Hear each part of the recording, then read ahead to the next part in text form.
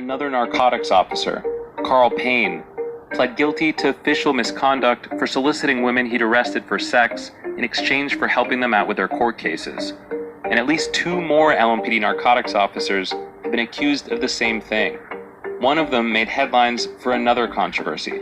Former LMPD officer Brett Hankinson was there the night they executed a no-knock search warrant at Breonna Taylor's apartment in March of 2020. Hankinson, a detective at the time, fired multiple shots into a window. I was actually sitting here. This picture was on TV, and I just cried, and I was shocked in myself that my emotions were still so strong after that many years. In 2014, Detective Brett Hankinson raided the hotel room where Brittany McKinney was bringing clients she met on Backpage, a site commonly used for sex work.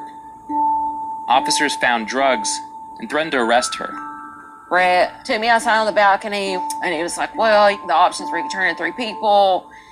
And then he pretty much brought up like I could hook up with him, and he wouldn't turn the ticket in either. When you heard that, were you surprised? No. Once he told me about the pictures on Backpage that he had seen all those, like he knew like the shorts, like shoes, everything. Described pictures that had already been deleted, like for a long time. So at this point, I knew he'd been like watching me for a while, kind of like almost like stalking me. You know, I was an easy target because I was doing Backpage. Like I would probably easily have sex with him. McKinney was on probation at the time, and an arrest could have sent her back to jail, so she agreed to be a confidential informant. Hankinson wrote her a citation, but didn't turn it in.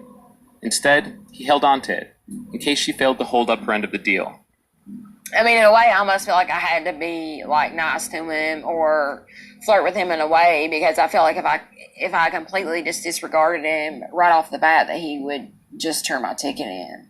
What sort of stuff would Hankinson say to you over the phone? Like how he thought I was just sexy, and I felt like he almost thought I would want to have, like, you know, you want to hook up with like an officer, like this was like a prize for me to hook up with like somebody like him. He was very like aggressive and pushy toward me. I didn't like that at all. How pushy did he get during these interactions? I mean, the last interaction we had, I met him at this warehouse, which I don't really like talking about. It makes me cry, but he was just like really terrible to me.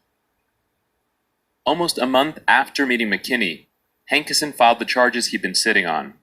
Then, 2 months later, he called McKinney's parole officer to ask why her probation hadn't been revoked. The parole officer confronted McKinney about what was going on, and then reported Hankinson to LMPD.